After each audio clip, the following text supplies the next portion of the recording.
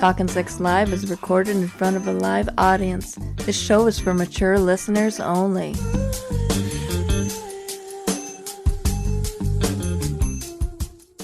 Hello, you're Talkin' Sex Live with Chet and Diane. I'm Diane. And I am Chet, and we are unlicensed sex therapists here to share our knowledge about sex education, educate the world about not only sex education, but also relationship and sexual health.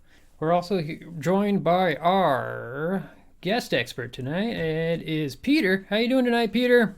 I'm doing very well. Thank you, Chet and Diane. Yeah, As it's always, been a while. I'm just honored to be here. I know. Mm-hmm. Last one, I was, Last show. I've been pretty busy. I haven't even had time to try to fill in my toy collection, as you can see from my bare shelves, because Valentine's Day just took it out of me. Oh yeah, well you're polyamorous, so you must have had a lot of dates. Oh my gosh. That's why you weren't on the show the last time. You were you told us you were going to be it was going to be a 3 or 4 day event for. Yeah, no, when you're in the polyamory world, and especially if you've got a lot of relationships, Valentine's Day is I don't know. It's like Dragon Con and Comic Con, and it's a big thing. It's a whole event. Yeah, and it gets really common because everybody has, most of your partners have other partners of theirs as well. One of my partners is professionally a project manager, and so she put together this whole thing. I think she used Monday.com or something to put together this whole schedule, because there's crisscross between some of the partners have partners within the group, some have partners outside the group, and so we had this complex schedule drawn up for who was meeting with whom when. There was a lot of triple, quadruple dating. We'd sometimes rent out multiple tables in the same restaurant so that you sit with the partner for a period of time, but it's a speed dating. Yeah, you just go almost around in a sense, but we try to take it more seriously than that. We want to have committed time with one another, but it was a few days. So we went to, we did Perch, which is this amazing rooftop French restaurant in downtown LA. Oh yeah, I heard of that. We took over 5 or 6 tables of that, which is hard at this time. Yeah, it's hard to do that. You book those things months ahead of time for stuff like ours. We did this nice little place at Studio City called Firefly. Oh yeah, I've heard of Firefly. Yeah, that was really nice. This little spot called the Little Door. We kept, it's.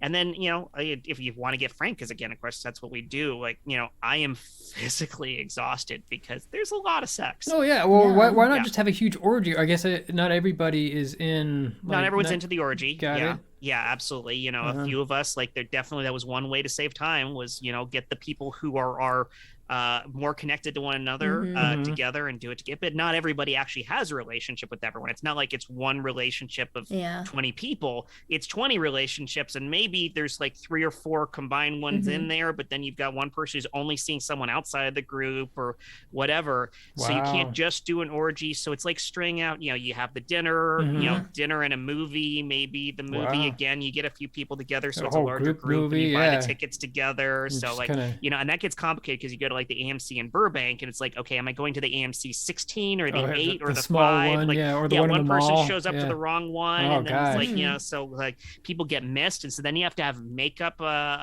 movies and makeup dinners with people. That sounds really complicated. That is way too much. We just orgy and a pizza would be an ideal situation. We just had a night at the house. We went in the hot tub and we cooked each other some dinner. We had some sushi. And nice. I got Diane. I made you the sushi. Oh yeah, you did. Yeah. But I got a TINS electrical pulsating. Those guys. Yeah. It's mainly for muscle pain, for menstrual cramps and whatnot. Sure. But also, we were talking before the show, Peter. I didn't realize this. I wanted to give it a shot, but I wasn't too sure how intense it was of actually putting the electrical pads on my penis. Have you done that before? Yeah, it can get pretty intense. You want to, typically you want to buy units designed specifically for that, or at least, or you can get ends that are designed for that purpose. Okay. Just throwing something that was designed for something else on there may not be good. I don't know. I haven't tried the ones that are not designed for that because that made me nervous. Yeah. Might output too much current, might not be the right shape or whatever. Yeah. So it's really intense on the muscles there. But yeah, they have all sorts of attachments, TENS sounding devices, TENS anal plugs.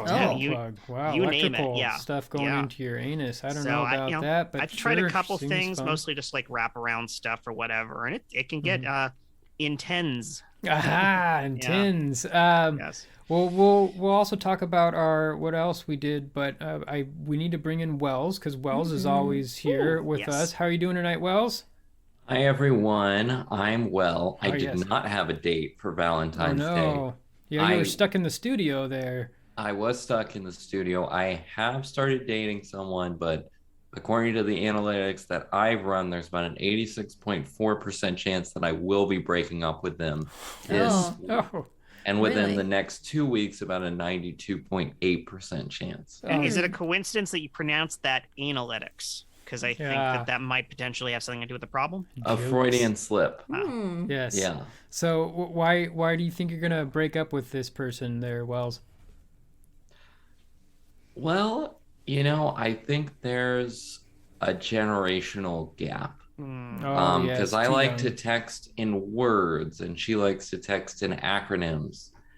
And it's too much work to have to Google these acronyms constantly.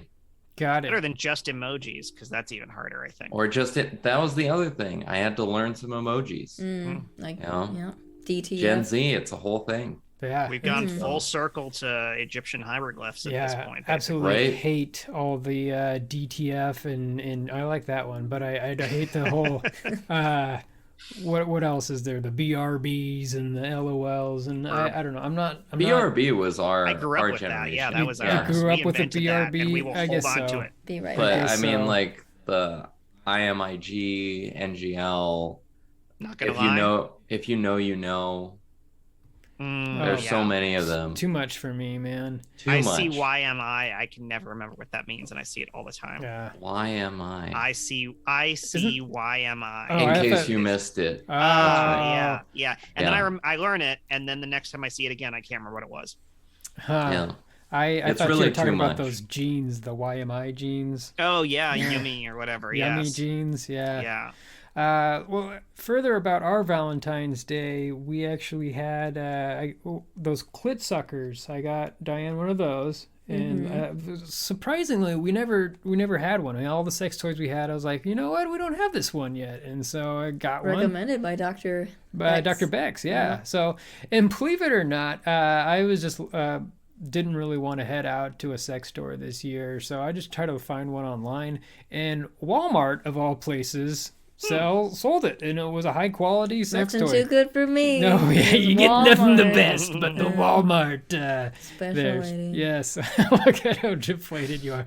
I'm so special, but it was the same one that was, the different. God, now I feel like a cheap whore. Well, 1 out of every 6 sex toys is sold at Walmart. It's crazy. They have a huge selection. There is an access problem for a lot of the country, a lot of rural areas. Can't get to those higher end sex stores, so they just buy them at Walmart. It's crazy. Well, I was looking on Amazon, and it was very difficult because there's so many different companies that want to put out their ads, and so it's nothing but those massagers that were like the high impact pulsating massagers. That's all I could find. And if you put vibrator or vibrating anything, and it's just all of that, it clouds your feed, and then it's stuff from China, and it's like I couldn't find anything high quality on there. Yeah, no, you do have to go to dedicated stores to get anything good. Yeah. If you're going on Amazon, it's going to be the cheap Chinese knockoffs, and you can get a good time out of them, but it makes me nervous. Yeah. So, but you know what? Walmart actually has the top brands that they sell in actual other stores. But I don't like Walmart, so I don't want to participate or shout them out or promote them at all. But hey, you know what? If you're in a pinch and you don't want to go to a sex store and you don't want to pay $120 and rather pay $30. And you're like, well, why not? Let's give it a shot. I didn't even know Diane would like it. So I was like, well, we'll just give this one a shot and maybe we'll buy a higher end one. But it seems like it's doing the job. So yeah, no. It's like, no. She seems unconvinced and is waiting for you to step up and buy something more expensive. Now that you told me you cut it at Walmart, it's not that great. Changes the whole deal. Yeah. So I wanted to hear more about Peter's night, his Valentine's Day. But what's the top event that you can say there, Peter, before we move on to our first caller here? Oh, the top event. Well, we did manage to go to Six Flags as a group, and we managed to all get on the roller coaster together at the exact same time. It wasn't one of those naked roller coaster deals because Six Flags definitely does not accept that. But it was the entire group of us, and we got one of those nice photos of us going down the coaster. So yeah, that was probably the highlight for us. Kind of getting the loop-de-loop, you can look down and see your, everyone you've had sex with the entire weekend, just in one crowded roller coaster car. And which one was that? Which one were you on? The X2 or Tatsu? No, that was Riddler's Revenge. Oh, the Riddler's Revenge. I actually really like Riddler's Revenge because you're standing up there. It's fun. You're standing up. And that loop is really just dramatic. I can't imagine being naked on that because that little banana seat goes right in your taint there. And yes, really. Your balls would just be flopping out there. Yeah. Wells, do we have a caller coming in at all? We do. This is Charlotte. And all I'll really say leading into this is that she did something very drastic to be on a television show, and it didn't quite work out. Okay. Charlotte, you are Talking Sex Live with Chet and Diane. I am Chet. I'm Diane. And so what's going on, Charlotte?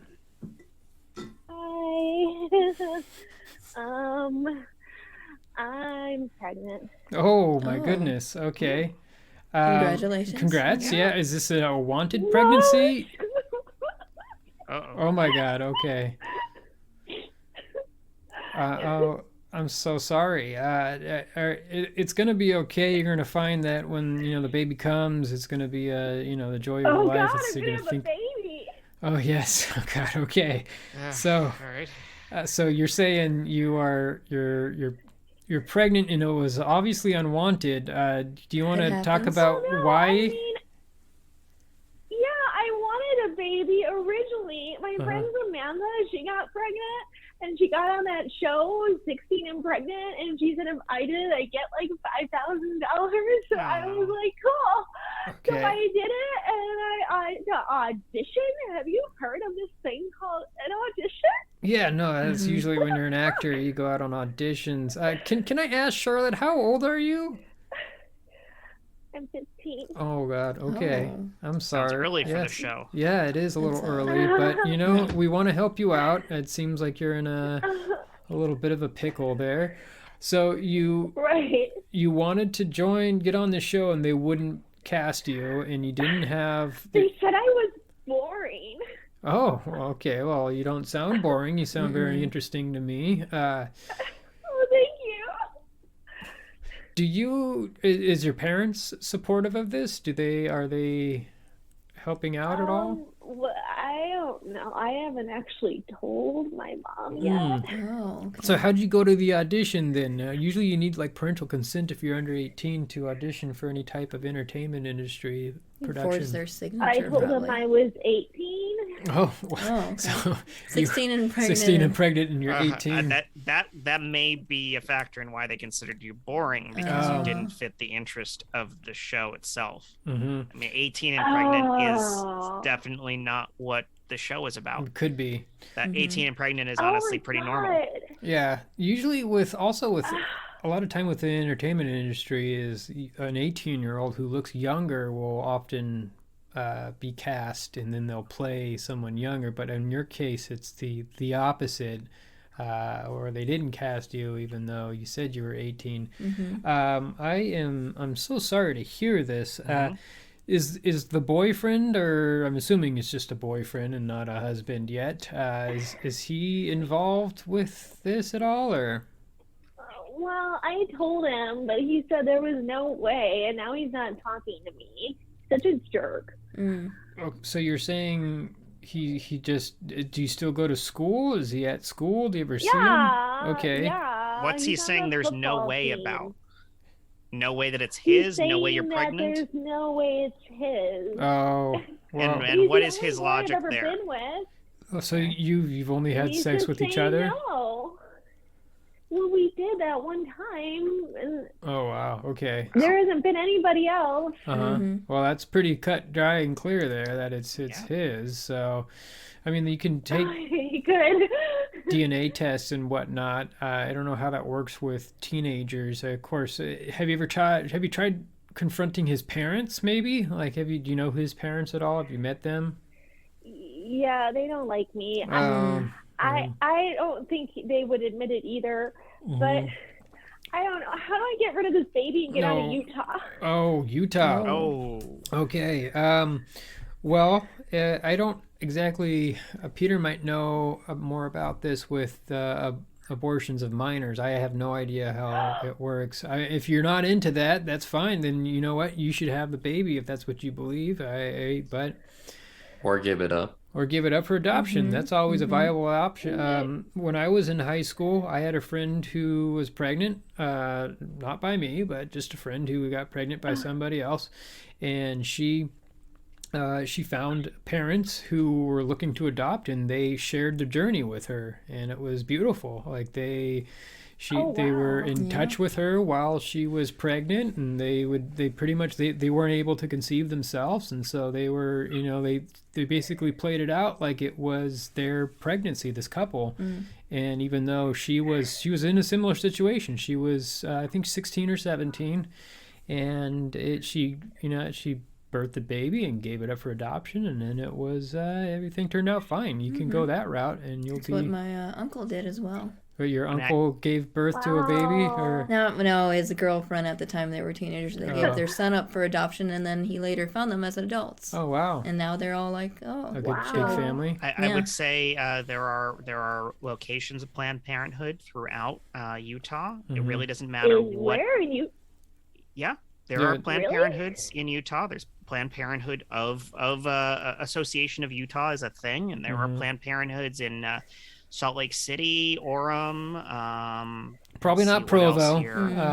But Wells, can you pick that Ogden, West Valley City, South Jordan. There are a decent number of them. No, I don't see one in Provo, which does not surprise me. Very Mormon, but But point being, and keep in mind, as much as Planned Parenthood is talked about in certain circles as being all about abortions, that is not their purpose at all. That is an option that they make available to people if it fits their needs. It is not their primary purpose. Their primary purpose is to help people through exactly this sort of situation, and whatever that ends up being. If they need to adopt, if they decide they want to actually have a child and need help with everything that goes into that, all of the ways that they cover everything in health and safety when it comes to reproductive health. Yeah, and for women and for men actually. So yeah. They'll probably set you up with, it's called being a surrogate. You probably have a surrogate program where you can connect with a couple who's looking for a baby, for somebody who's willing to, or who needs or wants to give up their baby.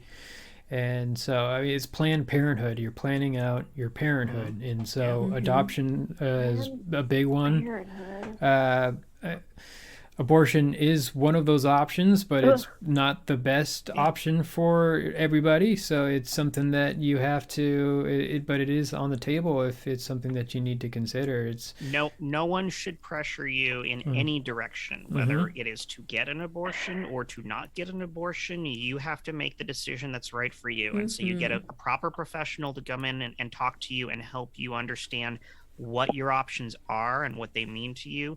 Then you as the person carrying this child get to make an informed decision for yourself and for what's right for you in the future of your body, your health, and that of the potential child as well.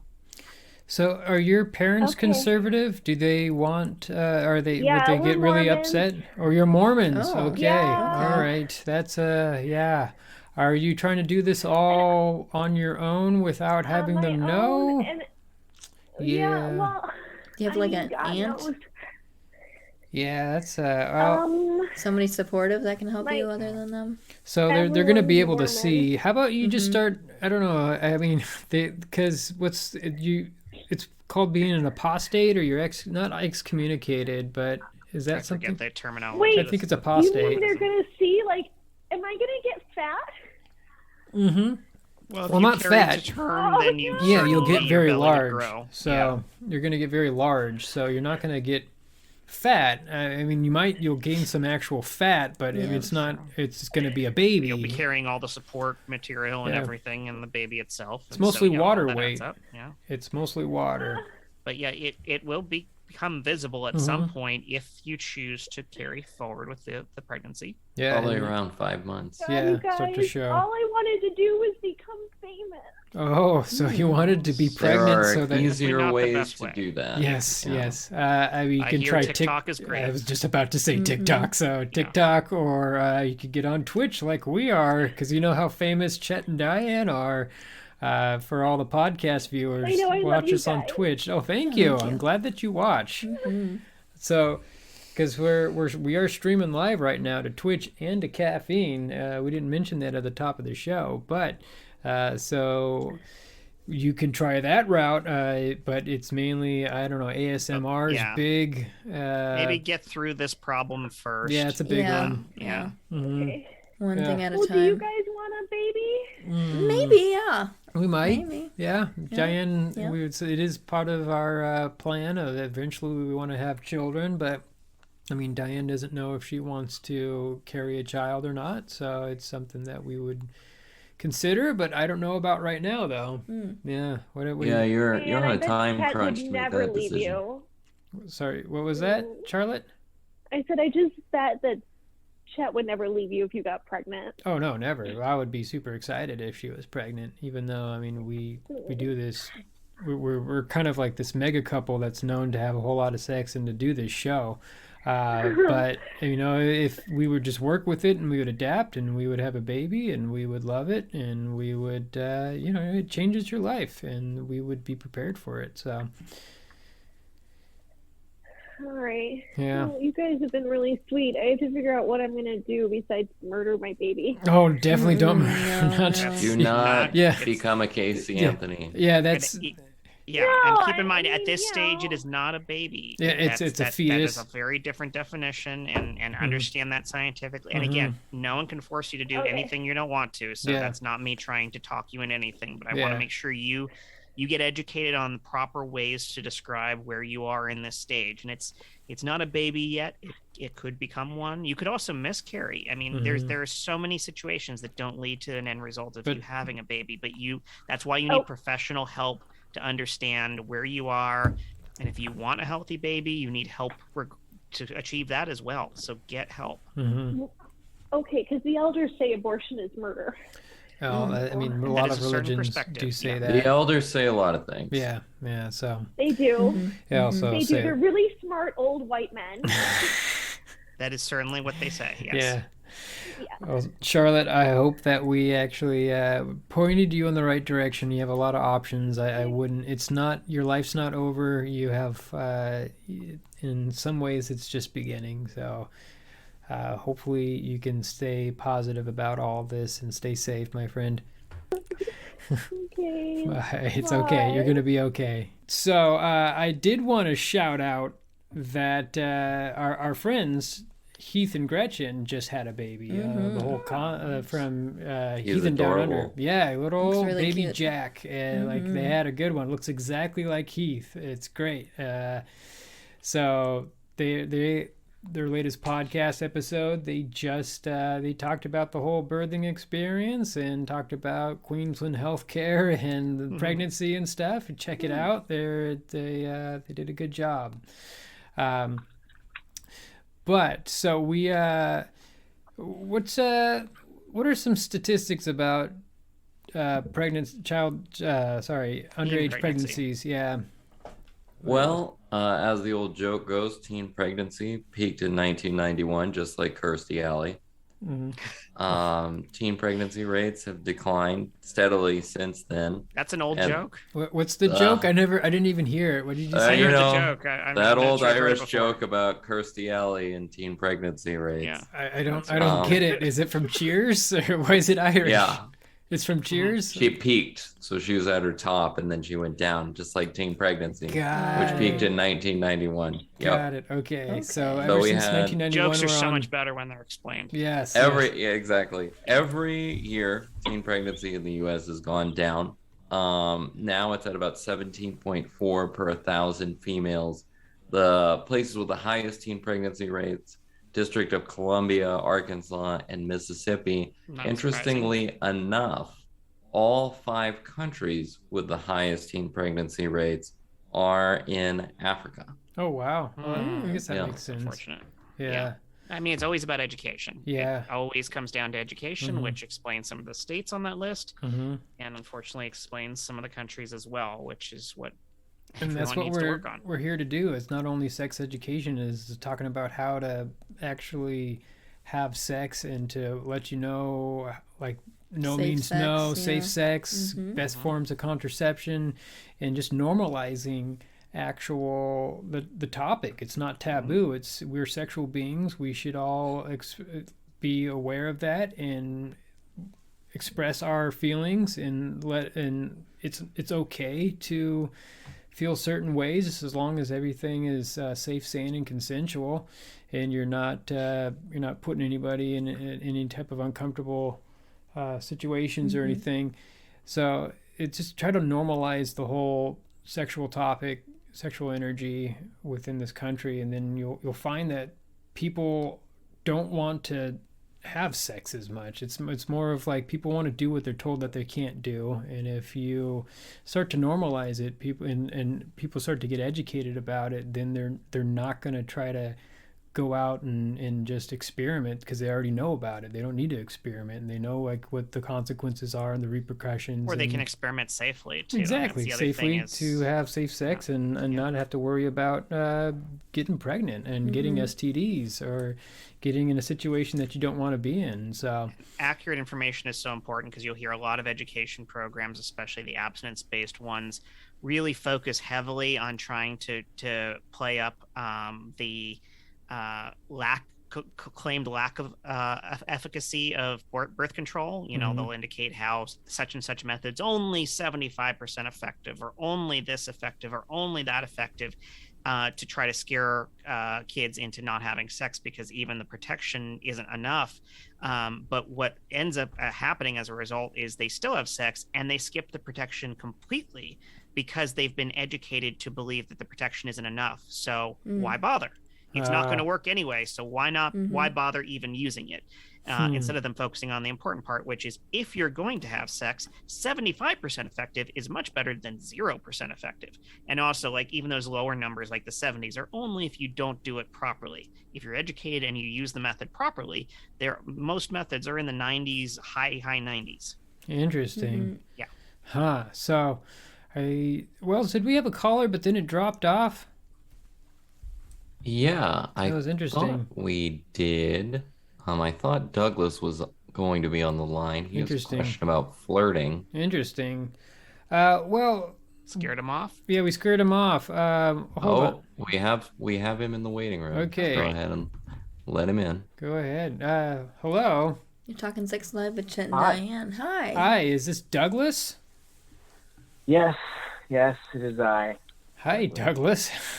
So you have a question about flirting? Is that what you said? Yeah. I don't really know how to do it. Oh. Well, okay. You know what I mean? So do you want to explain a little bit more, like what's the situations that you're currently in, and how you don't want to know how to flirt, or have you been dating, or have you? What's your situation right now? Are you going to bars to meet girls? Or are you just online or in workplaces, or what's going on with you? Well, I was doing the online thing for a while, and I was getting a little frustrated with it, because I felt like it's really hard to get a sense of someone's personality, obviously, just by looking at a profile. Like often, I feel like there are a lot of people who, you get to a date with them and then you realize, oh, if I'd met you in person, I probably wouldn't have asked you out because there's no, there's no connection or something, right? It's hard to get that. And to be frank, I quickly realized that I could not afford to keep playing. Dates are expensive. The roulette wheel, because I was saying, a friend of mine said like, oh, I just went out on 20 dates and met a whole bunch of different guys. That was so fun. And I was like, well, 20 dates is like $2,000 to $4,000. Yeah, it's a lot of money. You're dropping like $80 a pop. It's like, I'm like, that's, so you have to be a little more selective. So I kind of felt like, oh, maybe in person is the way, because you have a better sense of what the person's like. Yeah, their essence. Give a little more information. Yeah. So where are you trying to do this? Where are you trying to meet people in person? Well, I mean, in general, I feel like you just kind of like look for opportunities in your life, right? Oh, right. Wherever you are, you try to, Well, it's that kind of thing. It's like if you have a good conversational mood that you establish when you talk to people, how would you recommend is the best way to flirt without making it weird or making it too forward or making it gross? You know what I mean? Yeah, you can always keep the conversation light and just, smile at them or compliment them on something that you like about them. Yeah, but make sure that the compliments doesn't make you, if they're not interested, not make you uncomfortable, make them uncomfortable. So you wouldn't just be like talking about, theater or sports and then be all of a sudden, hey, your cleavage looks great or something. No, don't compliment the boobs or the ass. Or you would... I shouldn't do that. No, you shouldn't. No. So okay. what are some... Go ahead. I mean, so here's the thing. Most of that stuff I feel like is part of my normal conversational style. You know what I mean? So it's like, it's almost like if somebody's walking by and each person you shake their hand and you say, good job, great job, great job. How do you distinguish yourself beyond that? You know what I mean? Maybe what I'm saying is perhaps my normal personality would qualify as flirtatious because it encourages some sort of connection, but then how do you distinguish people that you really like more than you like everyone else? Yeah, so you just have I like just to have a conversation and just be yourself, and if things are jiving, then don't try to force it, just let it naturally occur. If they're really into you and really enjoying your conversation, and then you can go ahead and say like, hey, I'm having a great time, I really like you, make me laugh, compliment something, or just something like, oh, you look great in that top or something, just not something too specific to make the girl creeped out, or just like, I like your laugh, something like that. Just nothing that's, it's weird. We live in this society where we work really hard for other people to notice you, but then if anybody was like, you can't say anything to somebody, like, because you get creeped out about it. So it's just like, if somebody's like, hey, I think you have pretty eyes, I mean, if somebody said that to me, I'd be like, well, thank you, but like, just it depends on who it's coming from. What if a man said that to you? I would think I'm flattered. Thank you. But like it often depends on the setting and whether it's expected. There's so many factors to why people react poorly to compliments, because the compliments are often sexual when no one was expecting sex to be involved, or there's all sorts of implications that come behind it that make people uncomfortable, and they're not necessarily unreasonable to do so. And a lot of people miss that there's additional nuance and background to why someone reacts poorly to, you hear these stories of like, he got fired for just saying hello to her. It's like, well, you left out the part where he's been harassing her for months and he was told not to even speak to her. And then he walked past her in the hallway and said hello and winked. Yeah. And it's like, but you just want to say he got fired for saying hello. I was like, there's usually more context. Yeah. Well, here's the problem I have too. It's like there are two things that are happening. Obviously, we all want to be considerate, and we all don't want to be garbage people, right? But then at the same time, it's like we are all trying to kind of pair up and connect and possibly build something with each other, which means that someone has to signify that they are interested. And here's the question: how do I do that? Yeah. This is very tough statistically as well, because the University of Kansas did a study, and only 22% of women were able to identify when a man was flirting with them, and only 38% of men were able to identify it. So it's just a hard thing to identify overall. Yeah, believe it or not, I can't tell when people are flirting with me, and I have a hard time flirting with women as well. I am just somebody when I just talk like I'm a normal person, but as soon as it's a slow build for me. Like it's a slow, like Diane and I, we hung out several times before we first actually started, getting more sexual. We were in the same theater that we would go to, and I saw her at the bar, and we chatted for a while, and then we came together later, and we chatted some more, and then she came over and came together later, but not come together, not that day. We actually we didn't have sex until like the fourth or fifth time that we met up, something like that. It's just it's more of just feeling it out. It is difficult. Everybody's different too. There are some people that, male and female, that just want to get it on right away, but you can't. What was that? Is that a fart? Sounded like somebody ripped one. No? All right. So. Okay. Obviously, that wasn't something that. I don't recommend doing that. Definitely don't. Not in the courtship process. Yeah, I don't think that's gonna get females to really like you if you go ahead and rip one. Wait. So I shouldn't fart, or I should? Not in the beginning. Not in the first. Well, Diane, the third time the second time, the third time when you spent the night, we didn't have sex. A little. Yeah. She farted on me. And we've told this story several times, but and I was like, what? She's the one. She's a keeper. But usually, if you're a female and you're with her for the first time, and you just rip a big one. I don't recommend that. I wouldn't recommend that. They would cut her right away. In fact, this one didn't start farting and burping until quite a bit into this relationship. Yeah, now it's just like, you know what? I mean, I've told this story. I got a hernia from holding in my farts. So we're just all natural. Don't recommend that later on. Yeah. So, but like most parts of this, the answer is to get to know the person and what they're comfortable with, and that includes both the farting and the courtship process. But yeah, I think you need to. I think one thing that is undervalued is being direct. It gets around the problem that was discussed of people not picking up on flirting cues.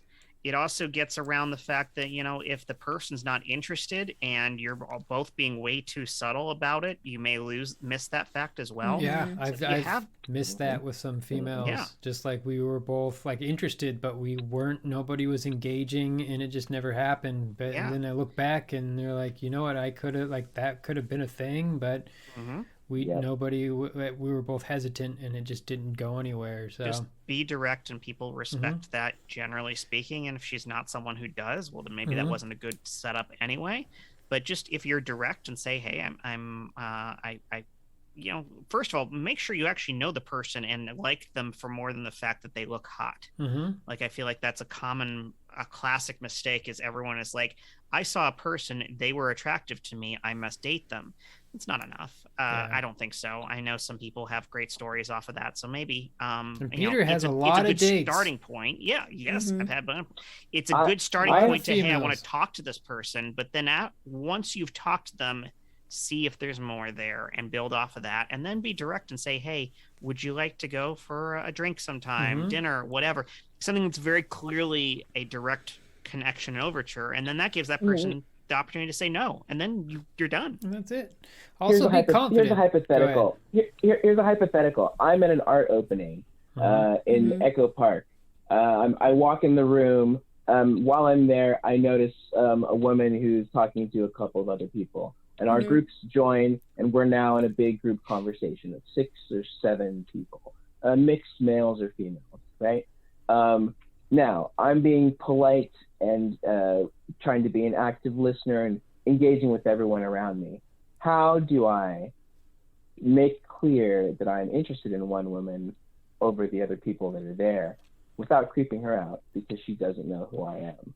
I don't know her. I'm starting this conversation, but I'm also not trying to be like, hi, I'll be your friend. That you can be great. I'm saying, like, how does one flirt in the wild? So you go up, you just work your way over to her, and you stand next to her, and like not like creepily, just maybe across from might be better, but just walk, just be close to her so you can hear her and listen to her conversation, and then pick up on some cues, and if there's anything that you guys connect on, then you kind of interact and be like, start saying things that she might be interested in based off of what she's saying, and then try to start up a conversation. If there's nothing there, if she doesn't start talking to you, then that's it. You move on.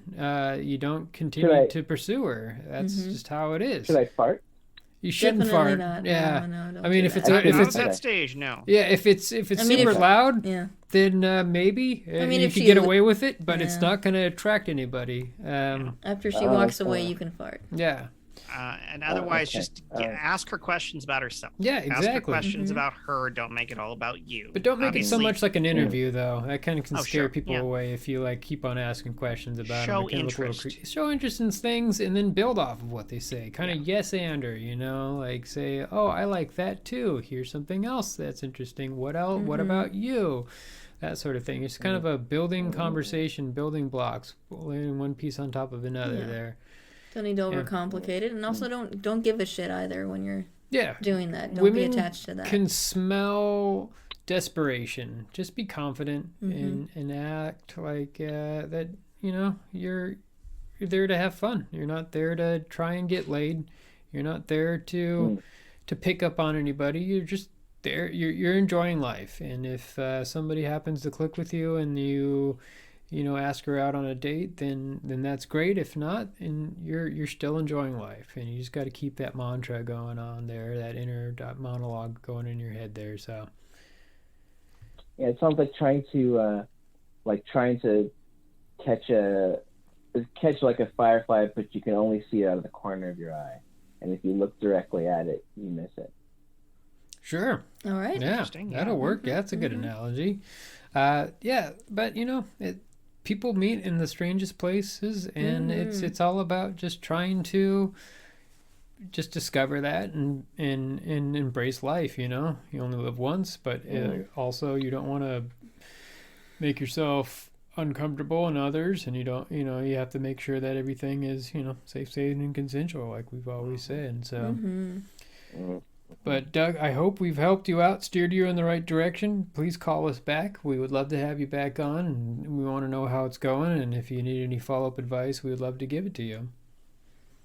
Thank you. Thank you so much, gentlemen and ladies. Thank you. Thank you so much. Doug, have a good night. Good night. Wells, how often, what's your approach? You do a lot of online dating. Do you ever go as kind of natural when you're out in a group of people and you actually try to meet with people? What's your approach there? You were a little quiet. Sure. Yeah, but that is a little bit trickier. It's like one thing that they said in the study, they compared it to lying. We usually assume that most people are telling the truth. So when someone's lying a lot, it takes us a while to figure that out. In the same way, when people talk to us, we assume most people aren't flirting with us. So if someone actually is, it's hard for us to detect that unless we're in a specific situation, like at a bar, where that's to be expected. So in online dating, if I'm talking to someone on an app, it's very much expected that I'll flirt with them. So it's much more obvious. Yeah, that's like, well, that's what you're there for, is to flirt. Right. So it's like, you have context. Yeah, that makes sense. Absolutely. Huh. So, do we have another caller coming in at all, or? We do. This is Becky. She is having an issue with a sexual fetish where she's only able to orgasm if she herself is crying. Hello, Becky. You're talking to Chet and Diane. They're talking sex live. This is Becky. Hi, how are you? Oh, We're wow. good. That is a very confident voice. How are you doing tonight, Becky? I'm great. Thank you so much for taking my call. I really appreciate it. No problem. So, Becky, you, if I get this right, you can only orgasm if you are crying. Is that correct?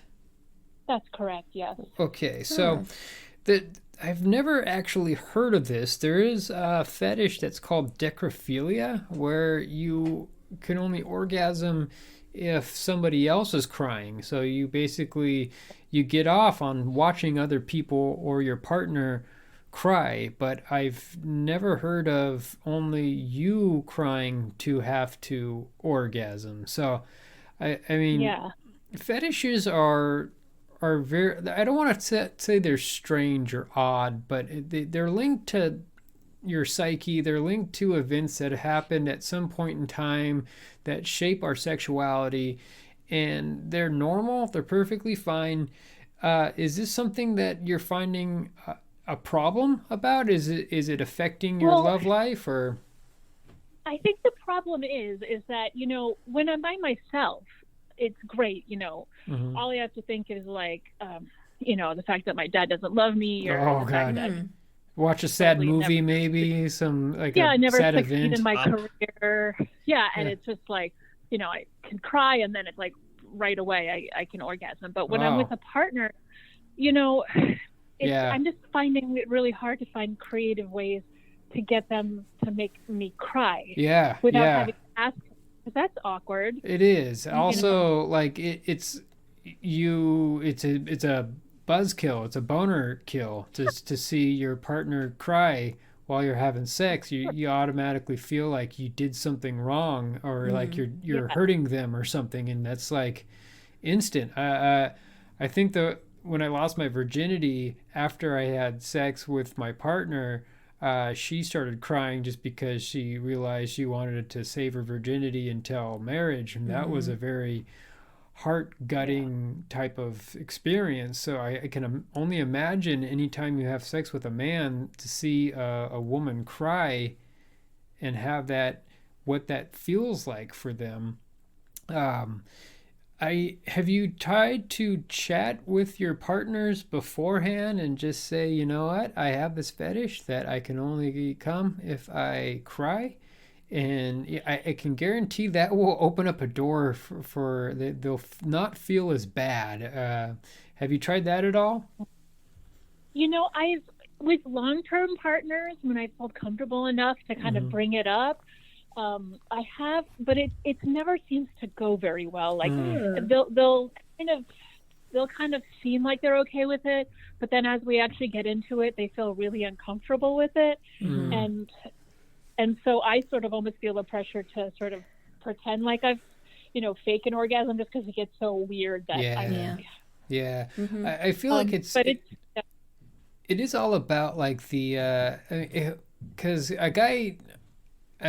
You know, when you see a woman cry, you feel like you violated them, and you feel that you upset them. At least if you're not like a sociopath, you know, if like when you have sex with them and you see a woman cry, you're just like, I did something, or like somehow this wasn't consensual, and I ruined everything. Like, and like it's this whole.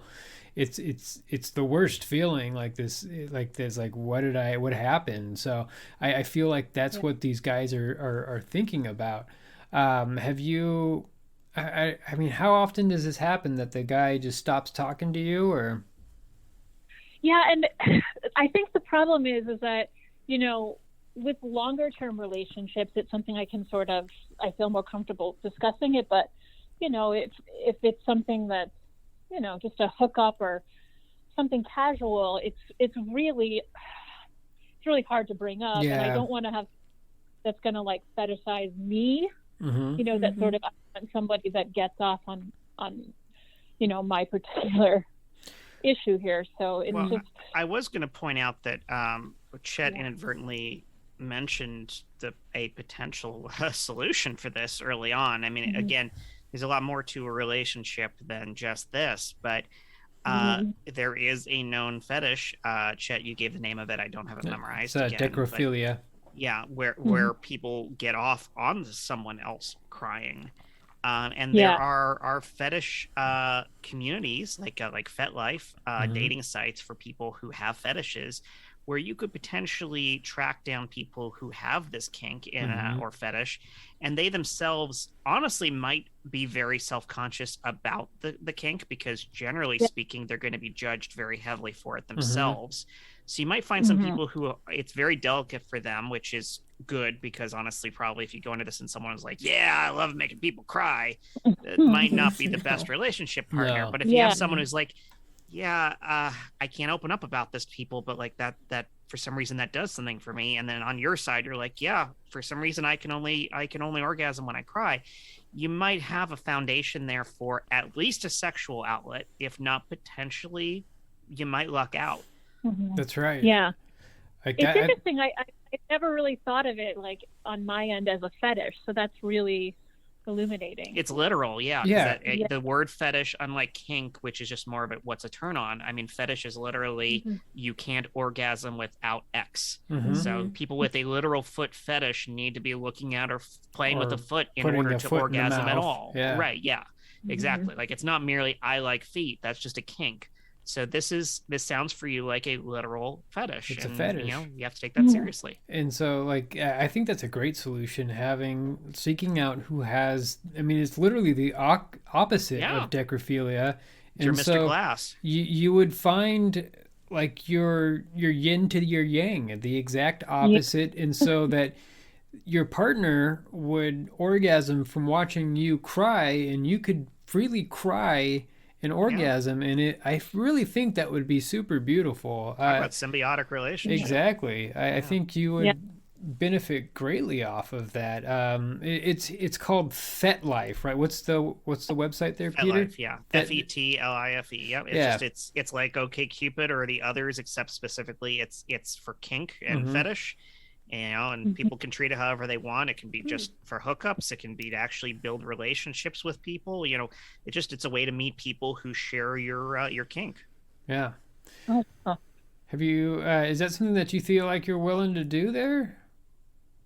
No. Yeah. I mean, it's so fascinating. I've never even thought of that. But yeah, I would definitely be up for trying that. I mean, I don't know how it would work, like as far as like what they might do to sort of induce that in me, or if just knowing that it was okay to cry. Yeah. So would you feel that? So, I mean, you don't. I mean, it's up to you if you feel comfortable that you want to, like BDSM, like you want to actually feel pain to cry, or is it more something that you? No, it's more of an emotional. It's all emotional.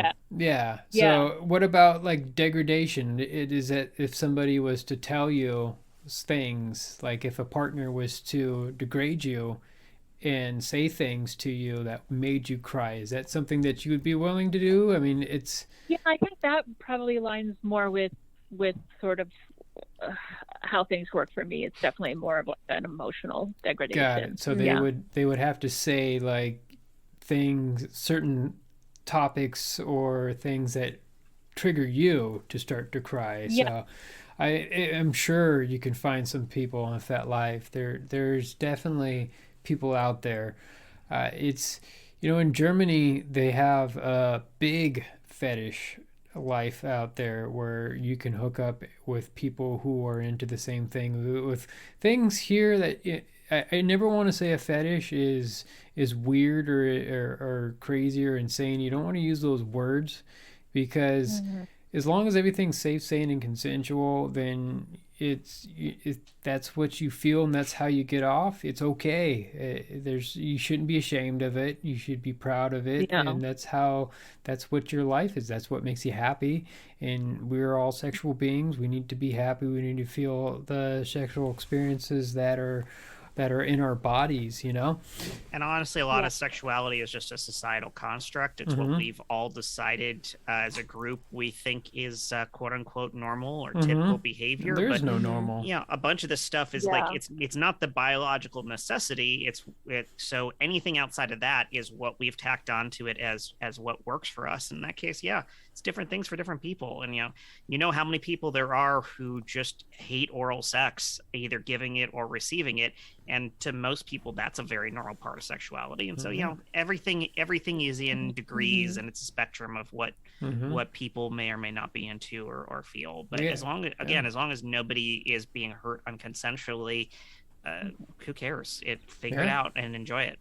We have more oral sex than we have penetrative sex. That's just, we love to, put our mouth on each other's genitals. That's just how we work. Yeah. Yep. Yeah. So, I hope we've helped you out. I felt like we went a mile in a minute with you, and I felt like we came to a very good conclusion, and we pointed you in the right direction. Do you feel that way? Yes, definitely. I mean, I can't even describe how freeing it is to even think of it in that way. It's almost like a light switch was turned on. So I really appreciate it. Perfect. Thank you so much for calling in, and have a very nice night. Please stay safe out there. And thank you. You too. All right. Have a good night. Night. Yeah. Bye.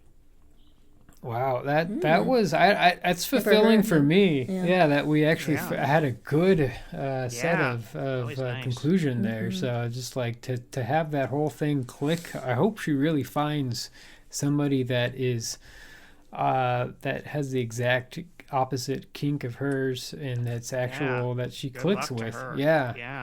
Yeah, we went all around the sexual gamut here with all these topics. I don't know what type of common theme would you think was tonight there, Peter? Oh gosh. Yeah, it's a tough one, but yeah, I really felt we pointed. Was it Douglas in the right direction there? Just finding your path. Yeah, it really was. Being true to yourself. Yeah. Exactly. Yeah. Yeah, it's Is it a fetish if my penis requires stimulation in order for me to orgasm? I think that's just normal biology. Because that's the only way that I can have.